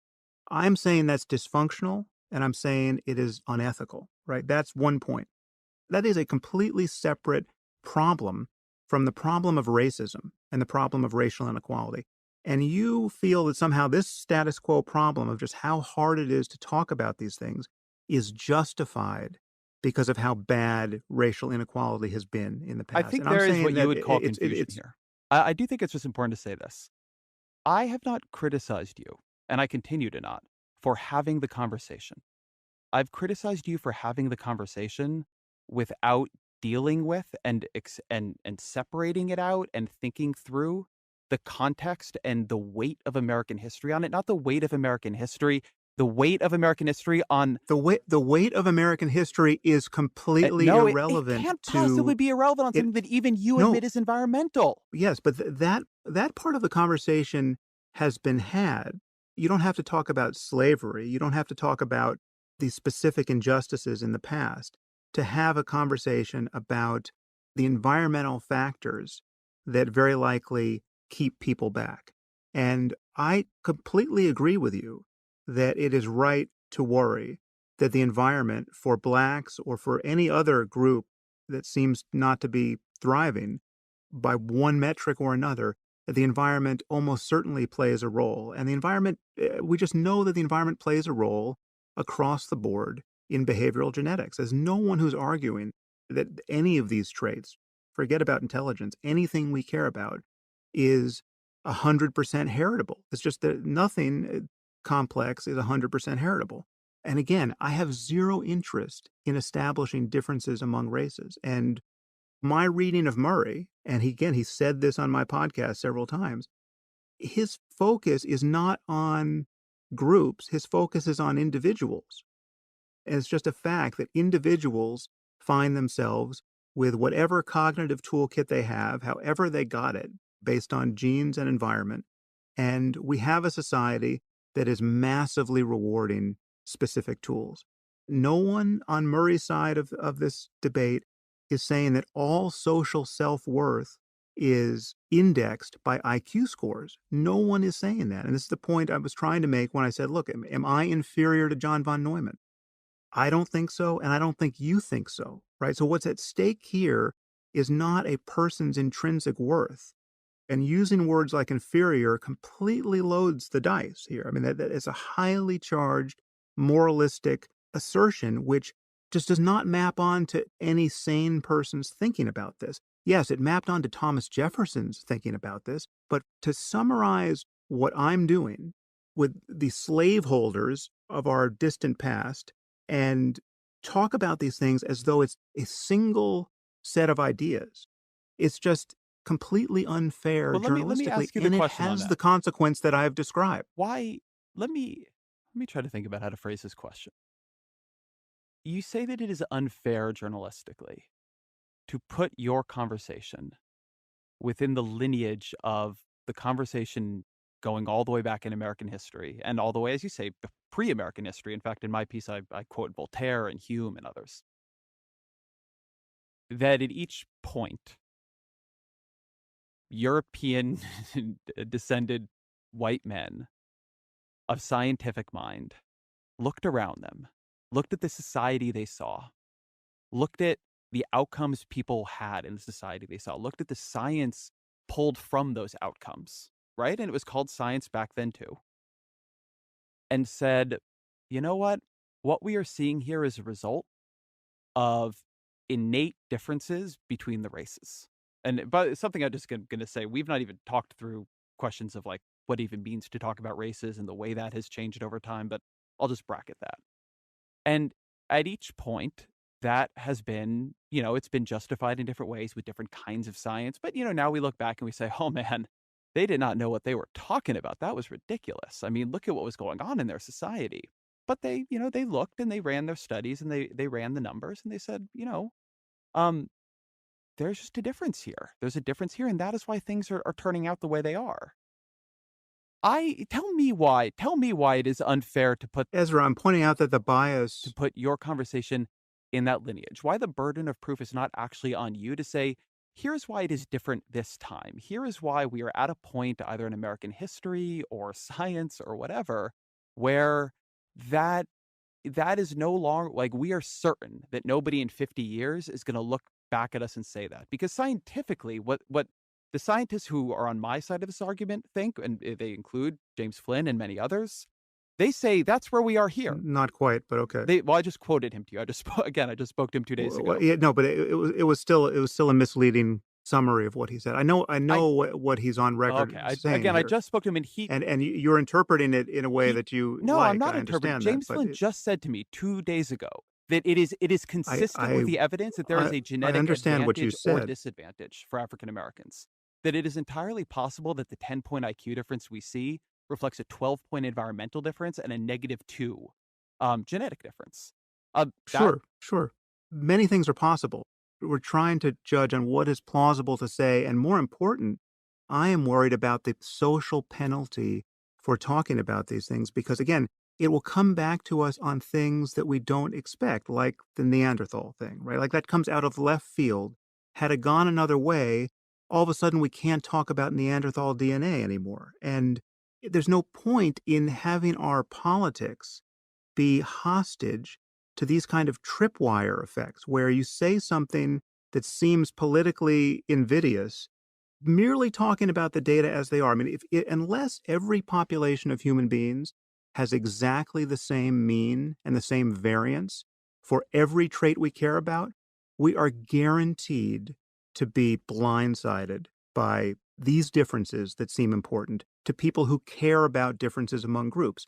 The end game here is to not care about differences among groups, to treat individuals as individuals, and to realize that yes, people have different sets of gifts and competences. We can give people whatever advantages we can, and we should. We're moving into a future where we'll be able to change these things about ourselves in very intrusive ways. We'll be able to change our genes. We'll be able to change the genes of our kids. We'll be able to put technology directly into our brains. And not everyone will have access to this technology at the same time. And this will open a door to another aspect of inequality that could be hugely consequential. This is all stuff that we have to get ready for. But the way to be ready is for good and intellectually honest people to be willing to talk about the facts of biology and various things we understand about things like intelligence without losing sight of our political and ethical commitments to one another. And those commitments just have to be to make the world better and to treat everyone fairly and to treat one's political opponents fairly. And there's a real shortage of people who can do this right now, Ezra. And your style of dealing with this is part of that problem. It is why, again, I mean, you haven't commented on this. I'll give you another example because you don't like the examples I've given. I mean, I've given you Southern Poverty Law Center. I've given the fact that I've got scientists contacting me who won't go on the record, who fully support me and Murray. But I mean, take Andrew Sullivan. I think he's a mutual friend of ours. I mean, he's certainly a friend of mine. He came to my and Murray's defense. I assume you don't think Andrew's a racist. He merely for coming out down on our side of this particular contretemps, he's being slimed as a racist now. Okay, that is the environment in which we're having this conversation, and that's what I call a moral panic. It's not good.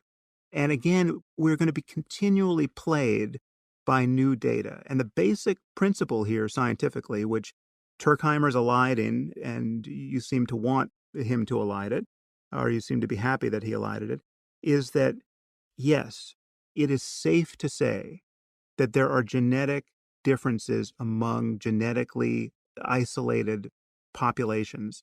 And your point about the conceptual coherence of race is well taken, but there is, based on the ancestry of all the 7 billion human beings that currently exist, there are differences among groups. I mean, the fact that you can look at someone and the fact that you can look at me and know that I'm not Korean just by looking at me is a sign of my genetic ancestry. The fact that you can make a best guess as to where someone's ancestors came from is a sign.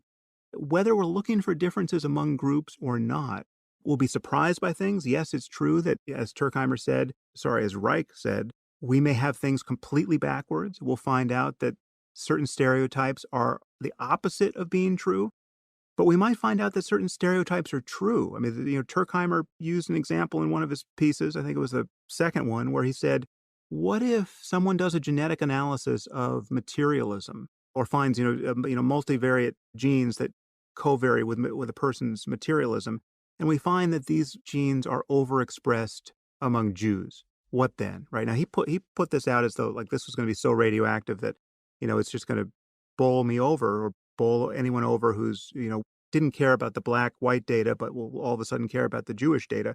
I mean, that's like a perfectly legitimate question. I'm not suggesting anyone study that, and I would worry about the ethics of anyone in the wilderness of all possible things to study, wanted to devote his or her life to studying that.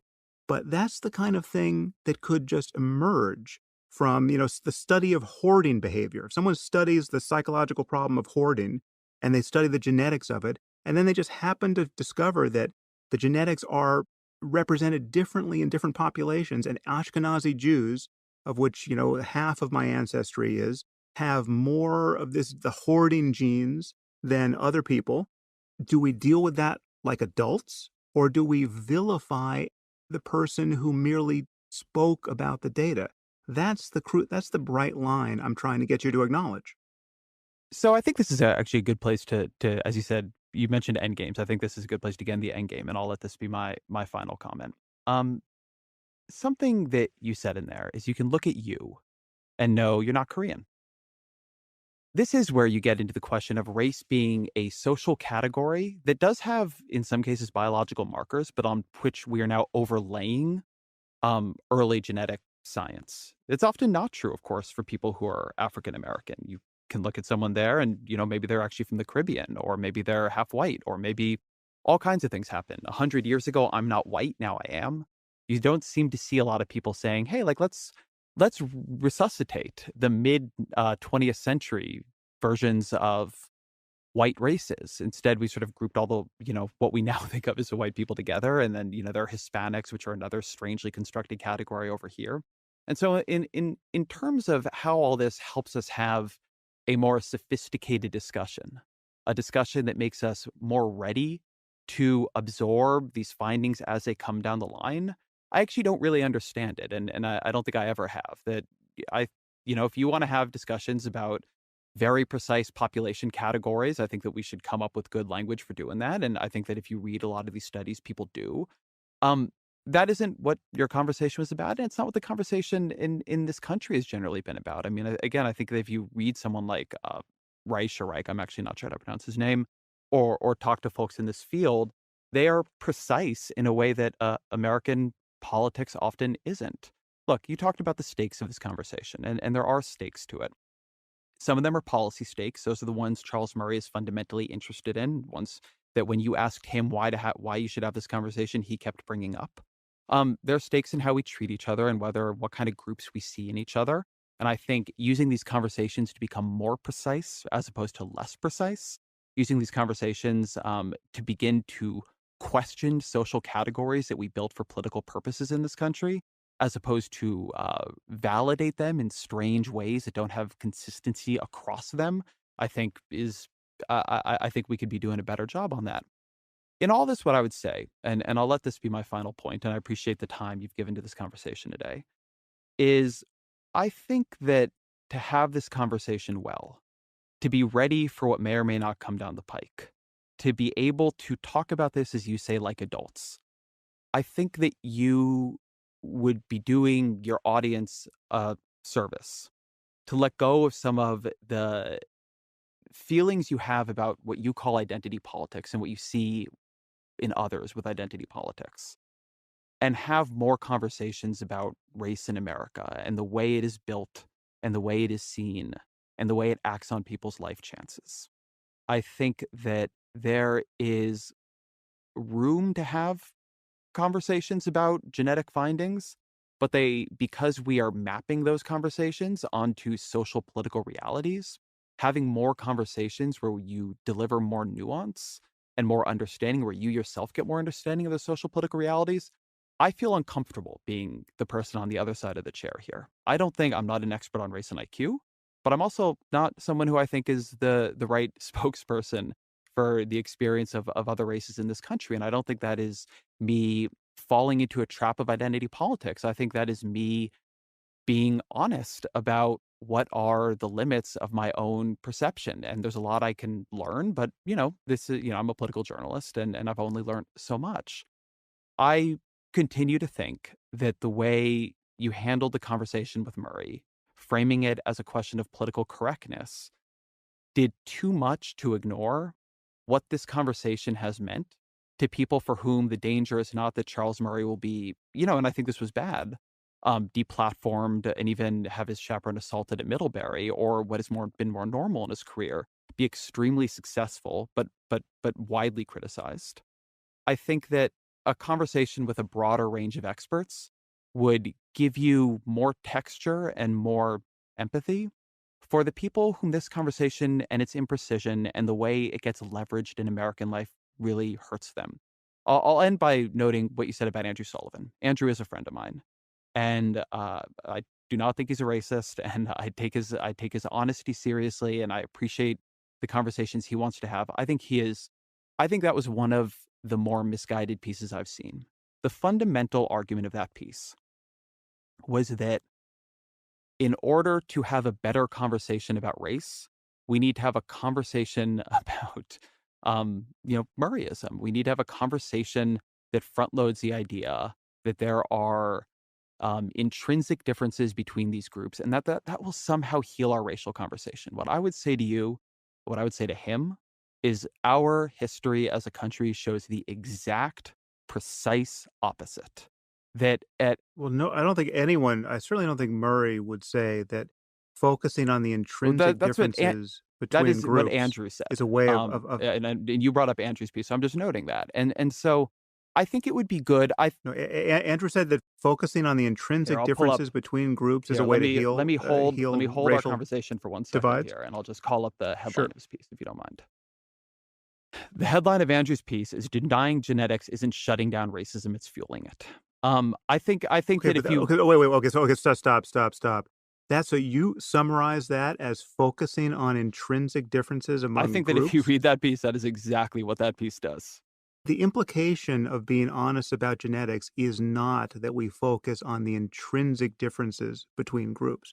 I mean, first of all, again, every individual has their own genetics, right? And you could sample groups on the basis of really dumb ideas and find different means. And they would either be entirely genetic or entirely environmental or a mix of both, depending on how you had picked groups and what you were studying. And it's just the reality is that we are going to be running into differences among groups no matter how Key you of what define Andrew them. says in the piece, and I'll just quote it. And again, I wanna let this I do wanna put this down. At the same time, if we assume genetics plays no role, he's talking here about intelligence, and base our policy prescriptions on something untrue. So now he's saying that we're pretty sure genetics does play a role in group intelligence differences.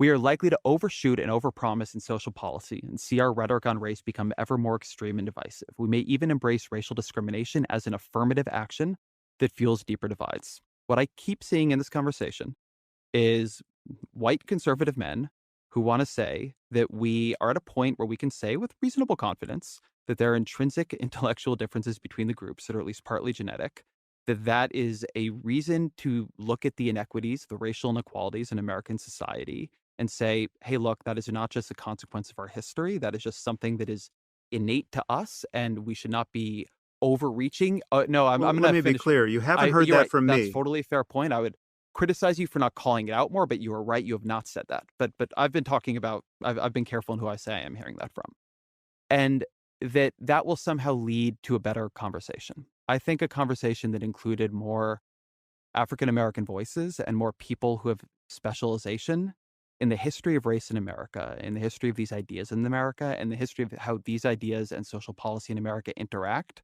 would lead to a better, more fruitful, more, as you put it, adult, and also more constructive debate. Okay. Okay. Well, I realize we're getting to the end of our studio time here, and as much as I think we probably could use more time, I think it's probably good that we don't have the choice to grab more time. I can't shake the feeling that our audience will feel that we have been talking past one another impressively here, because I do feel that, and I feel like I know why, but spelling that out sounds somewhat invidious, and we don't really have time to clean up the mess. But I think, I mean, you won't acknowledge how toxic the status quo is and how unnecessary the status quo I is with apologize. respect to. I didn't respond to that. You're right. Let me give you my quick response on that. You said a couple of times that there are scientists in your inbox who refuse to be named but who agree with you. And that there's a link to one of the Vox pieces on, was it the Southern Poverty Law Center's hate site? Was that who it was? Yeah, The reason I've not focused on this, as you know, it's something you'd say in your conversation with Murray. There are tons and tons of unbelievably serious racists who find a lot of succor in Murrayism, right? I'm not grouping him with them. They love what he says. You say yourself, I'm sure all these hate supremacist groups are ecstatic about the bell curve. Why should we even be talking about it? The reason I've not really responded to that is I'm here to defend what I think, or to tell you what I think, to talk about the piece we published at Vox. It is my judgment, and I'm not going to make you answer for everyone who you did not have on your show, but who has a more sinister view than the person you did have on your show. I think that in this conversation, there are a lot of folks who take it in directions I wouldn't. Uh, I think that's true basically in every political conversation I've ever seen and been part of. Whenever I open my Twitter feed, which lately I'm not doing because I'm on book leave, mentions are always, if you go into them, a shit show, which is why I don't do it anymore. I just don't find that compelling. I think that we are having a debate. I don't think anybody has been silenced or deplatformed from the beginning. I've been willing to have this discussion with you in public and put it out on Vox and put it out on your side as well. I think a lot of what we just have had from the beginning here is a debate. It's a debate that you felt has been in bad faith and been done by people on our side who don't have integrity, but obviously that is not my view. And that this is just how this goes. And Charles Murray still does a great job and makes a ton of money and goes on speaking tours and all the rest of it. And you have a popular podcast with 9,000 patron supporters. And I have, I'm an editor at Vox, and I just don't think that we are the losers in this. I think that again comes back to my thing. I think somehow you are very sensitive to the possible cost of a backlash framed around what you would call political correctness, and a lot less sensitive, which is what I keep coming back to the cost this idea has actually had for African Americans in this country throughout American history, and the cost, by the way, that Charles Murray wants it to have. no. First of all, it's not this idea. Genetics is not this idea. I'm not. There's nothing I've said here that discounts the history of racism and pseudoscience and the fact that it's quite possible to be a racist scientist. That is true in every generation, but scientific data can't be racist. The data is whatever the data is, presumably, if, assuming it was collected adequately. But there's nothing I've said. I mean, yes, there were the Nazi doctors, right? They were real doctors. They were real Nazis. They were doing real unethical things. And paradoxically, they probably found some true things in their diabolical experiments, right? So you can separate these different variables. And my experience in talking to you is that you want to run it all together and give it this moral valence, which is, I have argued and will continue to argue, highly counterproductive. And my sensitivity is not to the personal slight against Murray or me. My sensitivity is to the consequential intellectual dishonesty. And when I say intellectual dishonesty, I don't mean that everyone is consciously lying, although there are people who are consciously lying. And there's actually evidence that, Stephen Jay Gould, when he wrote The Mismeasure of Man, was consciously lying and was a true bad actor here and actually faked data. That is not a crazy allegation given the evidence. But Clearly, there are people who are massively biased when they have this conversation. And your notion that your ability to have this conversation is subordinated to the color of our skin doesn't make any sense to me. We could have been talking about anti Semitism, right? And we could have the same conversation. Some of the switches would be flipped because of the different histories of Jews and African Americans, but much of it would be the same. I mean, so like, we're both Jewish. We both have standing to talk about the history of the way Jews have been treated and the future of how they'll may be treated in coming years. And presumably, we both would acknowledge that anti Semitism is a problem, but both, I think, would acknowledge that there are places where you could detect it where it, in fact, doesn't exist. To give you a crazy example, and this actually strikes a tangent to what we've been talking about in terms of population differences and their, in many cases, impressively genetic underpinnings. So, and this is actually in Reich's recent book, of which that op-ed was a crib. The finalists in the 100-meter dash in the Olympics, the male finalists, every single finalist since 1980 has been of West African descent, right? That does not appear to be an accident, and it doesn't matter what country they came from. And it does not appear to be best explained by environment. And there's a very similar story that can be told about East Africans with respect to the marathon. There's this shocking disparity in this particular type of athletic ability that is segregated in this way based on population ancestry. It happens to be a great ability and, it's all good for those sprinters, right? But imagine if you and I, as Jews, decided to worry that maybe there was some underlying anti Semitism that kept Jews out of the finals of the 100-meter dash in the Olympics. Do you think there's a Jew on earth who thinks that? I would doubt it, right? But it's certainly possible to think, What and what is the analogy you're drawing exactly here? this is to rehabilitate the statement that Andrew made in his piece that you cast off as being somehow ethically or politically deranged.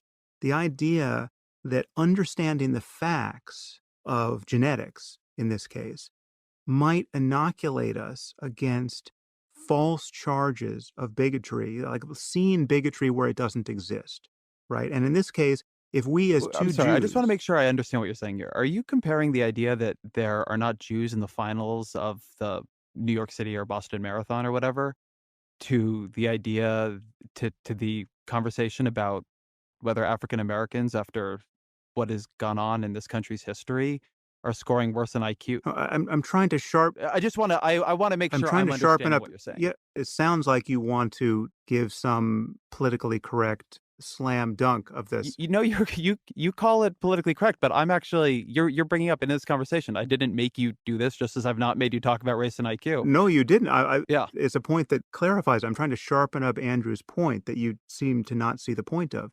Is that if you go looking for bigotry as your explanation for every difference you see, you can read about this in Reich's book. I mean, if you have populations that have their means slightly different genetically, like, 80% of a standard deviation difference, you're going to see massive difference in the tail ends of the distribution where you could have 100-fold difference in the numbers of individuals who excel at the 99.99% level, right? This is just something you will see by virtue of statistics. And therefore, that is the kind of thing, a shifting of the mean in a specific ability, relevant to track and field in this case, could explain why you just see this massive overrepresentation of West Africans in the 100-meter final.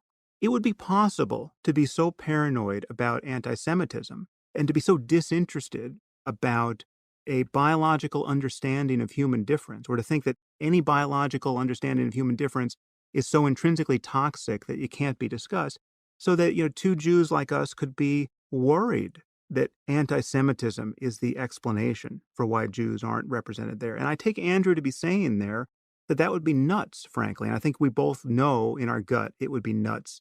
And yet we're in danger of doing that elsewhere. And I think this is Murray's concern. And again, I don't agree with his social policies. And frankly, I don't know what the right answer is on some of these questions of social policy. But his concern, as he stated to me on the podcast, is that he's worried about attributions of racism where racism doesn't in fact exist, and that we are ill prepared to study and correct for the consequences of human difference. And I can tell you, we're not going to get rid of human difference until we've all just uploaded ourselves into the matrix. There will be differences that we're continually trying to correct for. And all we have is intellectual honesty and ethical goodwill as tools to do that. And what you are adding to that equation is really an indissoluble kind of tribalism, which I keep calling identity politics. And it's showing its dysfunction, even in this conversation, in the way you're thinking about this, in the kinds of things you've published, in the consequences to me and Murray and Andrew Sullivan and others for you having published it. And that is what I've been complaining about. I do think this is a good place to close because I do think this is our bedrock disagreement. I think you look at me, you look at the folks you see as engaging in identity politics, which is something other people do, but not you. And you see tribalism. You see, on my part, a social justice warrior tribalism of some sort or another. Someone who's, looking for evidence of racism and bigotry.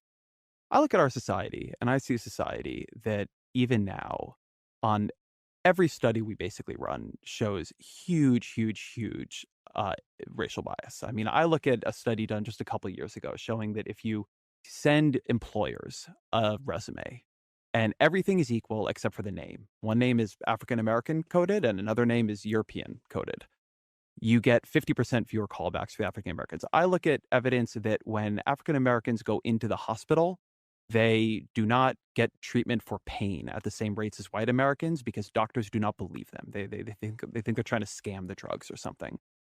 I see us as a society that is not 100 years or 1,000 years or 10,000 years away from a long, long, long legacy of not just racism, but violence and oppression of the worst kind, a society where we did things that even now to just go through them, it chills you. But that was like 50 years ago, and some of it still goes on today. And I look at that and I say, society like that, where you're having these conversations between white men, where the implication of these conversations is that the white majority is going to have to give up a lot more to bring about the equality that we like to believe that America is committed to, that is going to enact a profound tribalism on that majority. Doesn't mean there's not tribalism among the minorities or anyone else, but it's going to enact a profound tribalism on the majority. And when Charles Murray is asked why he's talking about this, and he says, "Because I don't like affirmative action," and when Andrew Sullivan in the segment I just gave you says, "Why should we talk about this?" He says, "Because I don't like affirmative action. It might make everything worse." Yeah, that's the society I see. Doesn't mean I couldn't be talked out of it. Doesn't mean that if we get evidence in 25 or 50 years that, of genetic discoveries we have not had yet, that I couldn't change my view. But right now, when I look at that evidence, and I'll tell you, Sam, like I do so with integrity and trying to think through the right answer, just as I imagine you do, whatever you believe about me, I just put my understanding of where the blind spots are likely to be differently than you do. And, and I think that's where to leave it. I think that is fundamentally our dividing line. You look at people in this debate and you say they're looking for examples of racism. They don't want to believe this other stuff. It's just science. And I look at that and I say it's not actually the science is not showing that yet. And we have a society that is way, way, way, way, way far away from where it should be. And I I don't know. I see this differently than you do. I get that. Well, but not in precisely the ways you think you do. I mean, I'm in the once again in the having the bewildering experience of agreeing with virtually everything you said there, and yet it has basically no relevance to what I view as our underlying disagreement. So, You have that bewildering experience because you don't realize when you keep saying that everybody else is thinking tribally, but you're not, that is our disagreement. well, no, because I know I'm No, not that is our thinking tribally disagreement. in this respect because I share your political biases there. Like I would line up with you complete if I gave in to my bias, my social bias. I can't tell you what a relief it would be to recognize that Nisbet and Turkheimer are reasoning better than anyone else in this field. I can't tell you what a relief it would be to realize that I don't think it Gould's I'll book I'll The tell you, I mismeasure of don't think it would man be a was relief to right on you the at all money. because the thing that you said when you brought on, and I feel like now we're just getting back to the beginning and we should let this go and I'll let you the last Well, word y after this. But right at the beginning of all this with Murray, you said you look at Murray and you see what happens to you. You were completely straightforward about that. That you look at what happens to him and you see what happens to you. that's not I think the tribalism. relief This to is an you experience of talking I about think the ideas in look, we public. all have a lot of different identities we're part of at all times. You know, I do too, right? I have all kinds of identities that you can call forward. All of them can bias me simultaneously. And the questions, of course, are which dominate and how am I able to counterbalance them through my process of information gathering and adjudication of that information. But I think that your core identity in this is as someone who feels you get treated unfairly by politically correct mobs. And But that is not that identity no, politics.